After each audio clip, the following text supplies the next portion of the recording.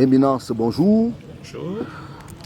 Vous êtes à l'Université catholique depuis quelques jours pour vivre en direct ce symposium international organisé par la Fondation internationale Religion et Société. Le thème retenu pour cette édition porte un message assez fort. Quelle symbolique, Éminence? Moi, je suis très heureux d'être ici pour partager ces moments de communion, de réflexion sur l'avenir de l'école catholique en Afrique. Le thème vient justement à point nommé parce qu'il nous faut en Afrique une culture à la paix, à l'environnement, comme vous le savez. Nos forêts sont en train de disparaître, le Sahel continue à s'étendre, nos rivières sèchent. Autrefois, on mangeait beaucoup de gibier, mais maintenant, ça devient de plus en plus rare. Ça signifie que quelque chose est en train de changer. Je crois qu'il est capital pour nous de prendre conscience de cette réalité. Faire le constat, en prendre conscience et savoir que ça dépend aussi de nous. Et pour cela, il nous faut une méthode. Donc l'importance de cette rencontre, à la fois académique et pastorale, c'est de réfléchir sur la méthode qui convient pour rendre efficace notre approche par rapport à ces questions de gestion de l'environnement, pour nous permettre justement de vivre la paix, mais la vraie paix qui consiste à développer cette convivialité entre les hommes, mais aussi entre les hommes et leur environnement. C'est ce que François d'Assise appelle justement la convivialité cosmique. Alors, Éminence, cette thématique interpelle à plus d'un titre. Ce n'est pas que l'Afrique centrale. Cette Afrique, de façon globale, saturée de mauvaises nouvelles. Alors, quelles sont les perspectives par rapport au travail qui a commencé il y a quelques années? Aujourd'hui, nous sommes ici. Et l'avenir? Et quel message pour le continent africain? Moi, je crois que le message le plus fort, c'est d'abord de nous réveiller.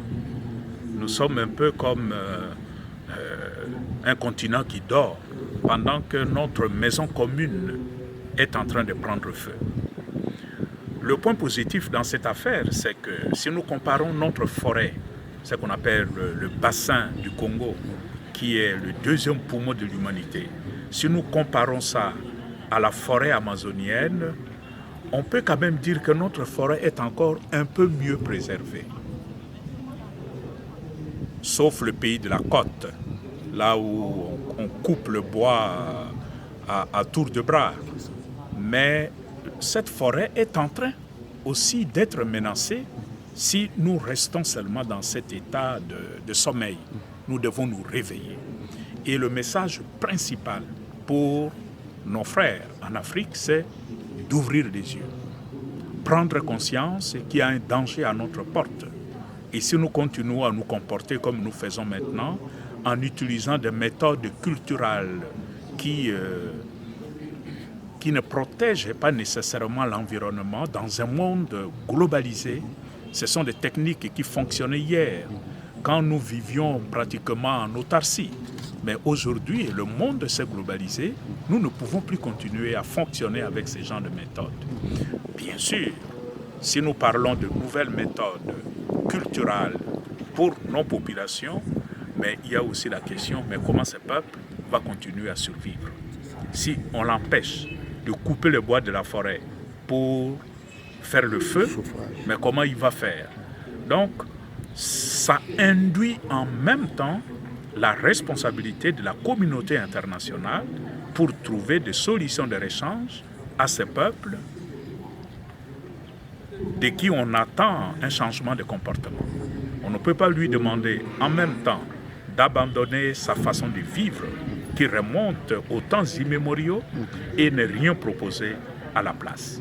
Donc il y a double responsabilité la prise de conscience de notre part, mais en même temps une responsabilité internationale pour aider ces peuples à se développer sans détruire l'environnement.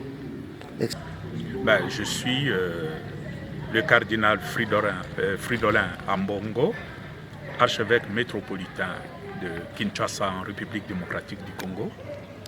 Et pendant longtemps, j'ai été président de la commission épiscopale Justice et Paix et la commission épiscopale pour les ressources naturelles au Congo. Donc c'est un thème qui relève des combats que nous avons toujours menés pour cette convivialité fraternelle, universelle et cosmique. Éminence, infiniment merci. Merci à vous.